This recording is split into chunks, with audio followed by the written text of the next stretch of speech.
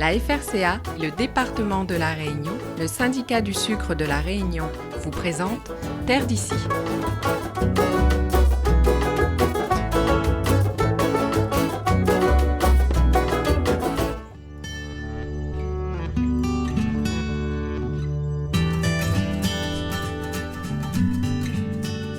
Chacun se presse pour immortaliser l'instant.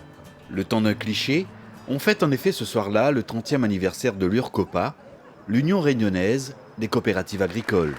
Bon, c'est 30 années d'exploitation, mais c'est 33 années de vie, puisque une entreprise naît à la création de ses statuts. Et donc les statuts de l'URCOPA étaient signés le 1er septembre 1981 à Saint-Pierre, à la Fédération des coopératives.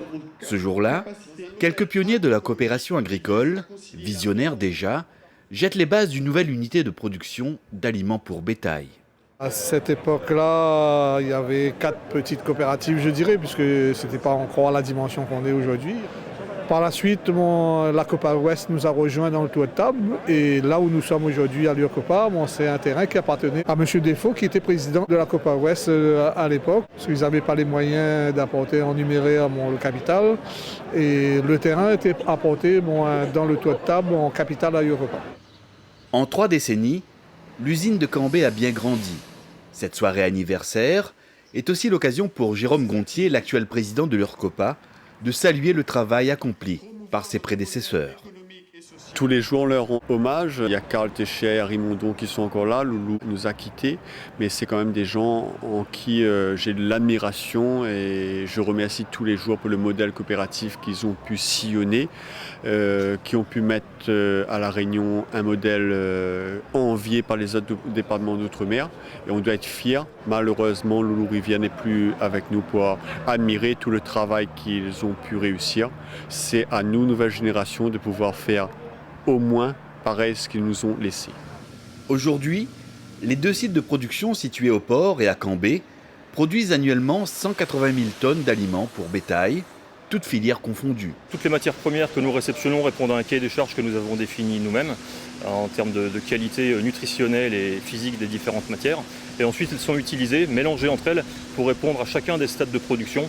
Par exemple, pour le poulet, rien que pour les formules poulet, nous avons 8 programmes alimentaires différents pour répondre aux différents types de poulets produits, qu'ils soient basse-cour, poulet blanc, poulet jaune, du coq, etc. Donc 8 programmes alimentaires différents. Le goût local, le goût créole veut des viandes qui soient plus matures. Donc nous avons des programmes alimentaires adaptés à des croissances un petit peu plus lentes pour avoir justement de la viande qui se tient bien. Un poulet par exemple qui pousse en 45 jours plutôt qu'en 35 jours.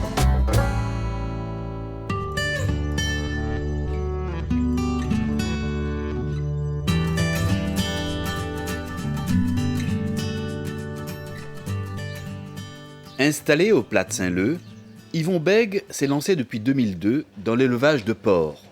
Fils d'éleveur lui-même, Yvon apprécie aujourd'hui tous les progrès réalisés par l'URCOPA dans la fabrication et la fourniture d'aliments de qualité pour ses animaux. Maintenant c'est beaucoup plus facile, on a les silos, le camion il vient, livré sur place, donc ça nous facilite la vie. Au niveau de la composition de l'aliment aussi, il y avait une différence. À l'époque c'était un aliment simple si on peut dire. Je ne sais pas exactement au niveau de composition, mais on avait un aliment pour un seul aliment pour tous les animaux. Maintenant, un aliment pour chaque type d'animaux. Une pour les truies gestantes, une pour les truies allaitantes. Après, on a le premier âge, on a l'aliment croissance et l'aliment finition. On donne vraiment ce que l'animal a besoin au niveau qualité et quantitatif. Jeune agriculteur, Jérémy Bègue a suivi depuis 2010 les traces de son père. Papa avait déjà un site sur le Plat de Saint-Leu. On a fait le choix de l'installation pour moi en tant que jeune agriculteur. Et il fallait chercher un site pour délocaliser l'élevage en partie, puisque le projet après c'est de ramener toute la porcherie ici. Et ce qui avait été demandé pour conforter l'exploitation, ça a été de diversifier l'activité. Donc on a choisi le poulet, comme on était hors sol et qu'on maîtrisait déjà pas mal bien le hors sol. Donc on a voulu continuer là-dedans et poursuivre avec des performances techniques pour améliorer les résultats d'élevage. Et pour améliorer davantage ses performances d'élevage, Jérémy peut compter sur les conseils éclairés d'un technicien de l'URCOPA. C'est permettre à l'éleveur d'avoir un autre regard sur l'élevage, parce que l'éleveur qu'il a tous les jours, il y a des choses peut-être qu'il ne voit plus.